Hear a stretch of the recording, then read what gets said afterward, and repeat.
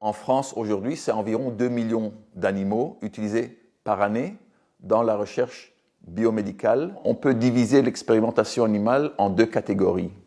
Donc la réglementation, c'est tester sur les animaux afin d'obtenir une autorisation de mise sur le marché pour les médicaments, également pour les produits chimiques et les pesticides, etc. Ça, c'est le côté réglementaire, la toxicologie. D'autre part, il y a ce que l'on appelle la recherche fondamentale. La recherche fondamentale, c'est tout simplement la curiosité scientifique.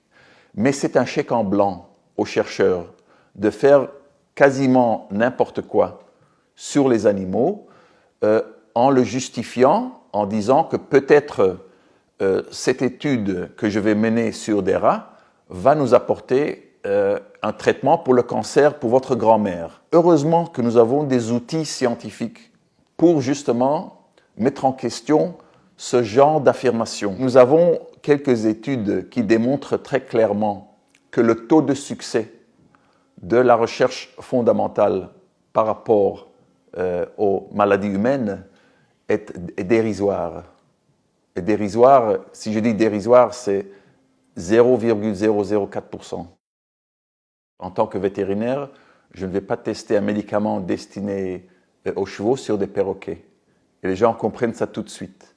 Et donc, par la même logique, il ne faut pas tester des médicaments destinés aux humains sur des rats, puisque nous ne sommes pas des rats de 70 kg. Selon la réglementation, avant qu'un médicament puisse obtenir une autorisation de mise sur le marché, il doit être testé sur un rongeur, normalement le rat, et un non-rongeur, un chien ou un singe. Ça, c'est la réglementation actuelle qui date depuis 1946, donc le procès de Nuremberg. Entre-temps, la science a évolué. La loi n'est pas à jour par rapport à nos connaissances actuelles. Et donc, il faut ne pas demander ou exiger des données issues de tests sur animaux, mais plutôt exiger des données issues du matériel humain. Les chercheurs, tout simplement, vont nous dire qu'ils ont besoin d'un organisme vivant, complexe, entier, afin de faire avancer la médecine.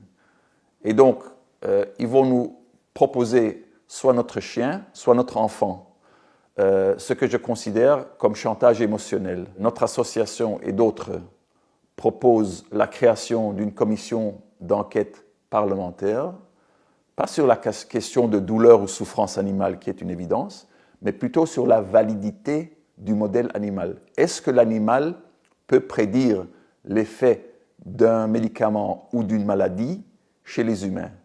Nous, les scientifiques à Antidote Europe, disions non. Si nous prenons les 10 espèces utilisées dans les tests, souris, rats, lapins, chiens, chats, singes, etc., eh bien, en moyenne, 3 sur 10 vont réagir comme un humain. Le problème, c'est que je ne sais pas lesquels, quels 3 ont réagi comme l'humain avant de tester sur un humain. Mais à ce moment-là, c'est trop tard. J'aurais déjà provoqué des dégâts. 3 sur 10 représente 33% de prédiction. 33% de prédiction est pire que de jouer à pile ou face. Avec pile ou face, vous avez 50% de chance d'obtenir le bon résultat. Selon le FDA, donc c'est la haute autorité de santé aux États-Unis, sur 10 molécules qui ont réussi au cours des essais chez les animaux, les tests sur les animaux, 9 sur 10 vont échouer ensuite au cours des essais cliniques chez les humains. Donc c'est encore pire que 33%. C'est un taux de succès de 10%. À mon avis, il n'existe aucune autre industrie où un taux de réussite de 10% serait accepté.